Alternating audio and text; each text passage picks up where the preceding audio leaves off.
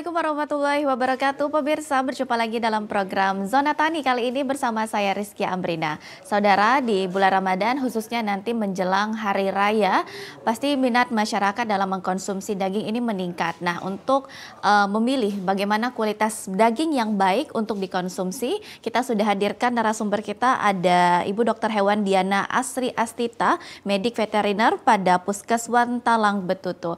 Ibu, apa kabarnya? Alhamdulillah sangat baik. Alhamdulillah sehat selalu, dan kita tentunya akan membahas mengenai kesehatan ternak dan juga kualitas daging.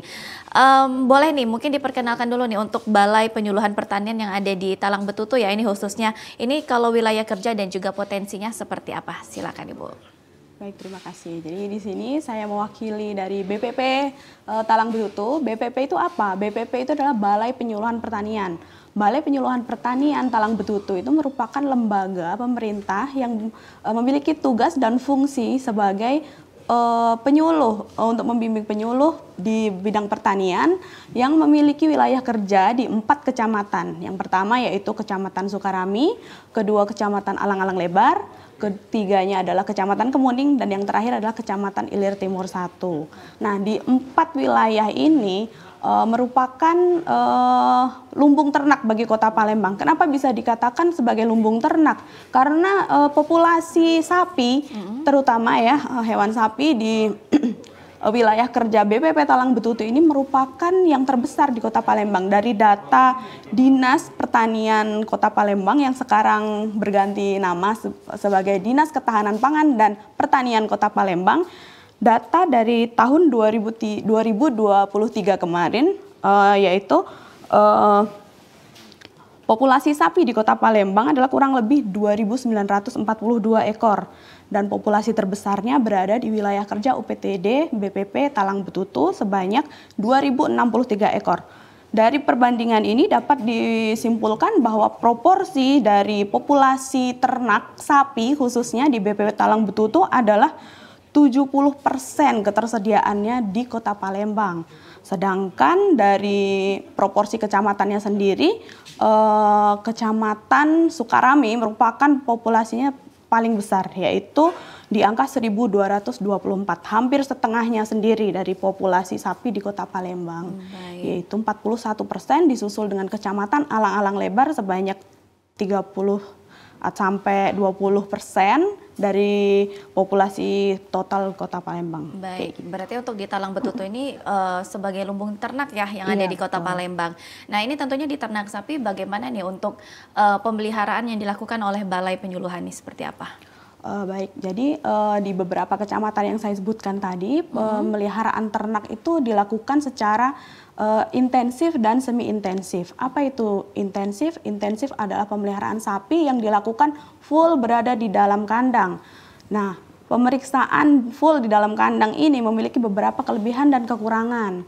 Kelebihannya yaitu sapi lebih mudah untuk dimonitor. Jadi ketika sapi ada yang memiliki gejala sakit atau memiliki perilaku yang lain dari biasanya, itu peternak akan lebih mudah untuk mendeteksinya. Baik. Untuk kekurangannya sendiri, dia akan memiliki space bergerak yang terbatas sehingga banyak ditemukan sapi-sapi yang kukunya itu akan panjang. Jadi dia itu akan membentuk seperti kuku Aladin, melengkung atau akan tergelincir. Nah, itu akan membahayakan sapinya. Nah, untuk pemeliharaan yang semi ekstensif ada juga, yaitu setiap sore atau malam sapi akan dikandangkan, begitu pagi sapi akan dilepaskan. Jadi dia akan merumput, mencari makan sendiri. Nah, ada kelebihan dan kekurangannya dari pemeliharaan seperti ini. Kelebihannya yaitu sapi bisa mencari makan sendiri, merumput sendiri, sesuai dengan palatabilitas atau selera makan dia. Akan tetapi kekurangannya adalah itu tadi, sapi akan memakan benda-benda yang harusnya tidak dimakan oleh dia. Disebutnya pika, perilaku makan yang aneh kayak gitu. Terus juga yang jadi masalah adalah akhir-akhir ini banyak penyakit yang menular pada hewan ternak, dan ketika sapi itu pelihara secara semi ekstensif seperti itu, sapi akan menularkan penyakit-penyakit tersebut kepada teman-temannya yang lain yang sama-sama berada di hamparan ladang kayak gitu. Baik, berarti memang pemeliharaan ini harus diperhatikan ya dari para peternak dan juga tentunya dibantu dari Balai Penyuluhan Pertanian. Iya, betul. Nah, untuk kelebihan dalam melakukan peternak sapi dan juga mungkin kendala yang sering dihadapi oleh peternak itu seperti apa? Baik, kendalanya seperti ini. Ketika pemeliharaan ternak di Kota Palembang ini memang bukan semuanya itu merupakan industri yang besar ya. Dalam artian populasinya itu beragam. Ada yang memelihara sapi itu cuma 3 ekor, ada yang 10 ekor, ada yang sampai ratusan ekor, puluhan ekor seperti itu. Jadi ketika memang dia itu pemeliharaannya memang termanajemen dengan sangat baik atau minimal ya sesuai dengan standar yang direkomendasikan, sapi-sapinya itu biasanya akan sehat, bagus kayak gitu. Karena kebersihannya selalu terjaga, pakannya juga terjamin kayak gitu ya. Tapi kalau untuk yang istilahnya sampingan, di beberapa kecamatan banyak yang melakukan pemeliharaan sapi itu sebagai apa ya, sampingan aja, jadi bukan bisnis utama kayak gitu Mbak.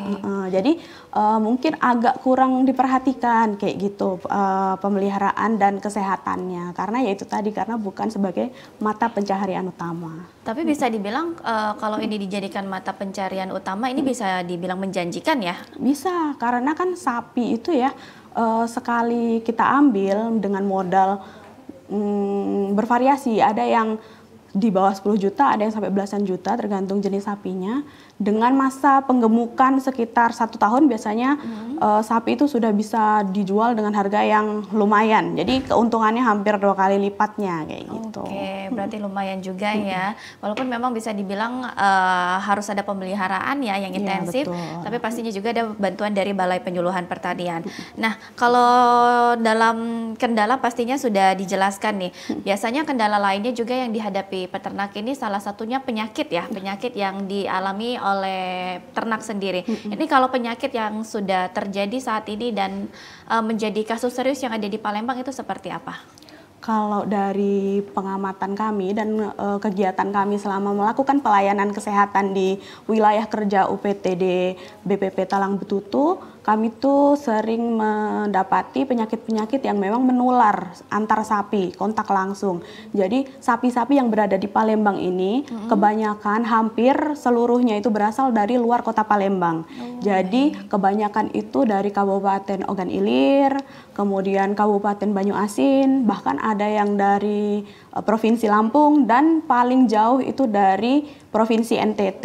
Bisa dibayangkan ketika sapi-sapi tersebut diangkut dari Provinsi NTT yang paling jauh ya, perjalanannya itu sangat panjang, banyak sekali dia berkontak dengan sesama mereka, kemudian menularkan penyakit seperti yang terjadi di 3 tahun terakhir kemarin. Ada penyakit jembrana, kemudian penyakit PMK, kemudian penyakit LSD. Yang mana penyakit tersebut beruntungnya masih bisa dikatakan beruntung, Mbak. Baik. Ketika penyakit tersebut tidak menular ke manusia, akan tetapi penyakit tersebut menyebabkan produktivitas sapi tersebut turun, sehingga banyak pemotongan paksa yang dilakukan sebelum waktunya. Nah, untuk apa ya, keamanan dagingnya sendiri sih, kalau untuk penyakit-penyakit yang tidak menular ke manusia, kami sebutnya adalah penyakit non zoonosa. Itu perlakuannya ada perlakuan tertentu untuk menghindari menularnya penyakit tersebut kepada sesama sapi. Tapi untuk ke manusia, jika diolah dan dimasak secara matang, aman.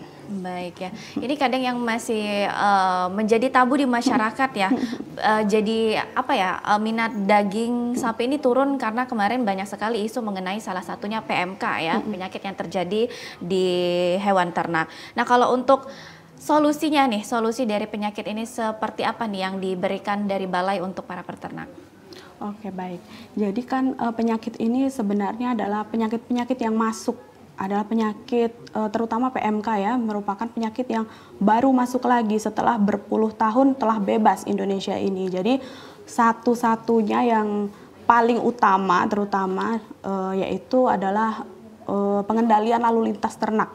Jadi bagaimana ternak itu bisa masuk ke dalam Kota Palembang, itu harus ada mekanisme tertentu. Jadi biasanya peternak dalam Kota Palembang itu akan mengajukan permohonan ke dinas untuk ada pemeriksaan, kemudian ada analisa risiko seperti itu. Nanti ada kaitannya dengan dinas peternakan juga dari provinsi, karena jika dimasukkan dari provinsi Lampung dan provinsi NTT, ini kaitannya sudah antar pulau bahkan ya. Betul. Jadi itu harus memang ada perhatian khusus di situ kayak gitu. Baik, berarti lalu lintas ini juga menjadi perhatian serius ya. Berarti kalau memang hewan ternak ini dilakukan lalu lintas ini harus berkoordinasi dengan dinas terkait ya. Iya, Jangan sampai tidak dilakukan koordinasi. Jadi tahu untuk penyakitnya seperti apa ya. betul. Tapi kalau lalu lintas di Kota Palembang ini sendiri seperti apa? Masih kurangkah koordinasinya dari peternak dan ke dinas atau seperti apa?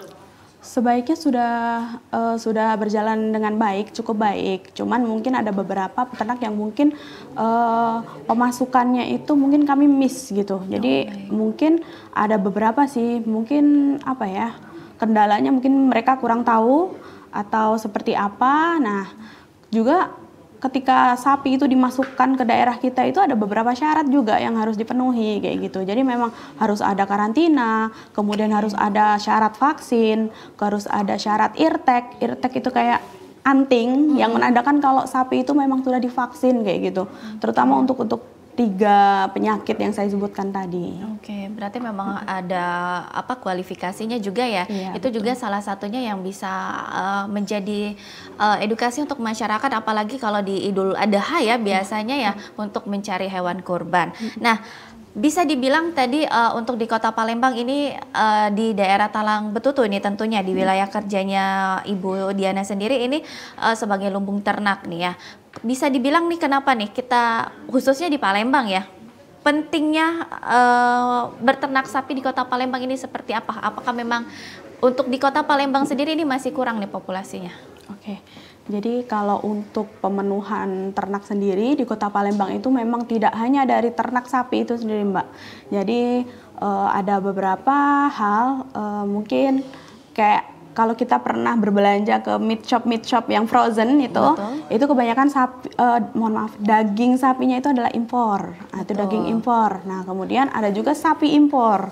Sapi impor itu jadi pemasukan sapi, bibit sapi dari luar negeri dipelihara di sini kemudian dipotong, jadinya adalah fresh meat, daging segar. Jadi tidak beku. Kemudian juga ada yang sapi yang memang dipelihara di sini seperti yang sapi yang kita sebutkan tadi itu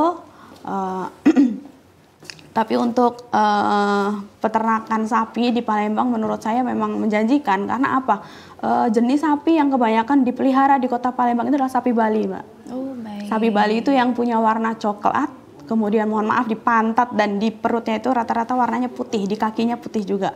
Nah, itu sapi lokal asli Indonesia yang memang secara produktivitas tuh bagus. Kenapa dikatakan bagus? Karena dia tuh asli dari Indonesia. Jadi otomatis adaptasinya, kemudian juga untuk kemampuan untuk bertahan dari penyakit dan cuaca itu sangat bagus gitu di Indonesia. Karena memang dia asli dari sini kayak gitu. Nah, terus dengan kualitas pakan yang tidak bukan dibilang buruk ya, tapi kurang optimal, dia bisa menghasilkan daging yang kualitasnya tuh bagus, bisa terus bereproduksi.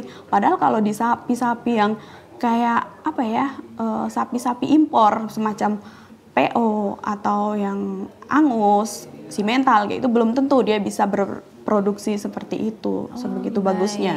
Itu berarti sapi Bali memang yang asli dari Indonesia. Iya. Tapi kalau di Kota Palembang ini rata-rata memang dari peternak sapinya melakukan pemeliharaan dan peternakan sapi lokal Bali rata-ratanya, atau mungkin masih ada nih peternak yang melakukan pemeliharaan untuk sapi import, atau masih jarang di Kota Palembang nih untuk sapi import? Kalau untuk sapi impor kebanyakan mereka itu memang ada beberapa, Mbak, cuman nggak sebanyak yang peternak rakyat ya secara jumlah peternaknya. Tapi kalau untuk jumlah sapinya mungkin 11-12 mungkin. Cuman kalau untuk yang sapi impor ini karena kan dia mendatangkan dari luar ya, jadi memang tidak sembarang orang bisa masuk gitu. Jadi mungkin harus ada apa ya istilahnya tuh channel atau pengetahuan yang lebih untuk itu. Tapi kalau untuk sapi Bali istilahnya pembeliannya tuh lebih relatif lebih mudah. Oke, baik ya, berarti juga ternyata di Palembang juga ada ya untuk Iya. peternak sapi impor. Baik pemirsa, kami akan kembali setelah jeda berikut, tetaplah bersama kami dalam program Zona Tani.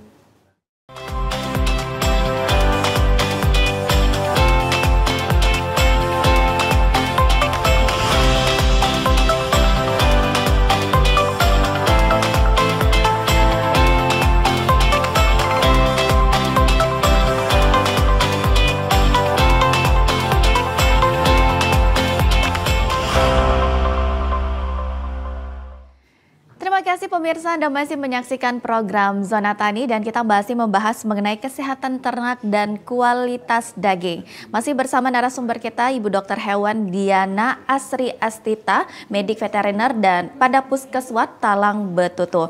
Nah, kita sudah banyak sekali sebelumnya mendengarkan penjelasan mengenai pemeliharaan dan juga kualitas sapi seperti apa yang ada di Kota Palembang. Nah, pastinya ini masyarakat sering mengkonsumsi ya, pastinya saya sendiri juga pasti sering mengkonsumsi apalagi di jelang lebaran nanti ya. Nah, untuk manfaatnya sendiri seperti apa sih untuk konsumsi daging sapi? Silakan. Oke. Konsumsi daging sapi itu merupakan sumber protein hewani yang direkomendasikan gitu. Jadi kenapa dia itu direkomendasikan? Karena menurut dokter anak juga konsumsi daging sapi itu membantu untuk memenuhi zat besi, terutama juga untuk anak-anak. Jadi memang anak-anak itu dianjurkan untuk makan daging sapi karena daging sapi itu mengandung zat besi yang sangat mudah untuk dicerna oleh tubuh. Nah, kemudian dia juga pemenuhan zat besi ini memang ada beberapa pilihan ya. Kalau misalnya ada orang-orang yang saya pilih makan yang lain aja daripada daging sapi gitu kan, karena memang kalau daging sapi ini harganya masih relatif lebih mahal dibanding sumber protein hewani yang lain kayak gitu. Cuman kalau untuk dianjurkan sangat bagus itu untuk anak-anak, untuk ibu hamil, ibu menyusui itu sangat bagus itu. Baik, dianjurkan ya. Iya, dianjurkan. Nah, kalau untuk apalagi ini untuk di bulan Ramadan dan juga bisa dibilang di hari perayaan ini pasti minat masyarakat ini tinggi ya untuk mengkonsumsi daging sapi. Kalau untuk masyarakat nih menilai dan melihat kualitas daging yang baik itu seperti apa? Apalagi kemarin bisa dibilang banyak karena isu masalah penyakit PMK dan penyakit lainnya, banyak masyarakat ini agak takut mengkonsumsi daging sapi. Seperti apa? Oke, jadi pembelian daging atau pemilihan daging oleh konsumen itu sebaiknya memang memenuhi kaidah ASUH. ASUH itu singkatan dari aman, sehat, utuh, dan halal. Baik. Jadi daging sapi itu harus aman. Aman itu adalah terbebas dari zat-zat yang berbahaya baik secara fisik, kimia maupun secara biologis. Jadi dia tidak boleh mengandung kayak serpihan tulang. Itu kalau misal serpihan tulang kan berbahaya juga kalau tertelan, atau ada staples nyangkut di situ, itu nggak boleh. Itu secara fisik. Secara kimiawi daging tidak boleh mengandung obat-obatan residu obat. Nah, pemeliharaan sapi itu juga harus memperhatikan pengobatan-pengobatan ini. Jadi untuk penggunaan antibiotik diharapkan digunakan secara bijak dan sesuai dengan anjuran dokter hewan. Kemudian untuk secara biologis jadi harus aman, tidak mengandung virus, bakteri maupun parasit yang berbahaya dan menular bagi manusia. Kemudian untuk yang sehat, poin sehat adalah daging sapi itu harus memberikan manfaat kesehatan dan untuk pertumbuhan manusia. Untuk utuh, nah ini utuh ini dalam artian daging sapi tidak boleh dicampur dengan zat lain selain daging sapi. Jadi banyak kasus di daerah lain daging sapi itu dicampur dengan daging celeng karena secara morfologi itu hampir mirip. Jadi daging sapi itu kan merah segar, agak pink agak merah gitu ya. Jadi kalau dengan daging celeng hampir mirip. Jadi kadang banyak pemalsuan daging istilahnya.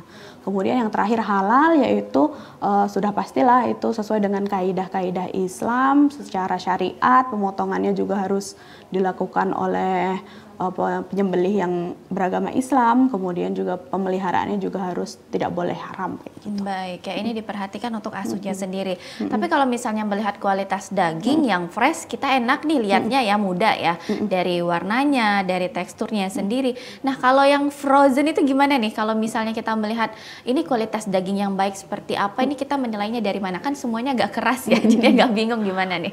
Oke, baik. Sebelumnya saya jelaskan dulu untuk yang daging segar ya, Mbak ya. Jadi gimana cara kita milihnya kayak gitu. Jadi yang berkaitan dengan yang kaidah asuh tadi, jadi daging itu bisa dilihat dari pengamatan panca indera kita. Kita lihat dulu daging ini warnanya seperti apa kayak gitu kan. Warnanya harus pink, segar kayak gitu kan. Kemudian konsistensinya harus kenyal, tidak boleh berair. Terus juga dia tuh permukaan daging itu cenderung kering meskipun dia itu kenyal, karena daging itu memang ada kandungan airnya, jadi memang kenyal di dalam, tapi di luarnya itu kalau misalnya dia sudah beberapa jam dia pasti akan kering, karena itu mekanisme alami dari daging untuk melindungi daging itu dari adanya kontaminasi sekitar kayak gitu. Nah, untuk yang daging frozen atau yang beku itu biasanya kami sampaikan bahwa namanya daging beku itu memang sudah pabrikan ya, maksudnya dalam artian mereka sudah diproses lebih lanjut kayak gitu dalam pengemasan. Jadi ketika kita memilih daging beku sebaiknya kita lihat label. Jadi di situ tuh harus ada label halal, kemudian juga ada label NKV. Jadi kalau dua label itu memang sudah ada, insya Allah daging itu memang sudah berkualitas yang bagus karena sudah mengalami apa ya istilahnya standarisasi kayak gitu. Baik, NKV ya yang diperhatikan ya kalau untuk daging frozen, kalau untuk dari daging fresh sendiri dari warnanya, dari teksturnya juga ya itu harus kering ya walaupun dan kenyal ya. Iya, kenyal. Jadi diperhatikan untuk kualitasnya. Baik nih, terakhir bagaimana nih harapan ke depannya tentunya dalam memilih kesehatan ternak juga dan kualitas daging yang ada di Palembang, silakan. Oke, jadi harapan kami ya, apalagi juga saya sering berkontak dengan peternak, harapannya adalah semoga di masa yang akan datang peternakan di Palembang ini akan terus selalu maju dan apa ya penyediaan pakan ternaknya juga diharapkan bisa lebih diperhatikan lagi. Jadi dalam artian ketika kami mencari pakan ternak itu masih mengirim dari luar Sumatera, masih dari apa ya? Pakan konsentrat itu rata-rata dari Pulau Jawa, kemudian juga untuk penyediaan hijauan sendiri juga di lahan hijau untuk ternak itu juga masih minim di Sumatera ini. Jadi semoga di masa yang akan datang dua hal tersebut terutama itu juga lebih diperhatikan lagi. Baik, tentunya kalau untuk dari peternak sapinya juga memperhatikan kesehatan sapi, tentunya juga akan menghasilkan kualitas daging yang baik ya untuk dikonsumsi, khususnya juga memenuhi lumbung ternak yang ada di Provinsi Sumatera Selatan dan juga di Kota Palembang. Terima kasih Ibu Dr. Hewan Diana Asri Astita, medik veteriner dari Puskeswan Talang Betutu sudah hadir bersama kami berbincang mengenai kesehatan ternak dan kualitas daging. Saudara, demikian Zona Tani kali ini. Akhir kata saya Rizky Amrina pamit undur diri. Terima kasih atas kebersamaan Anda. Sampai jumpa.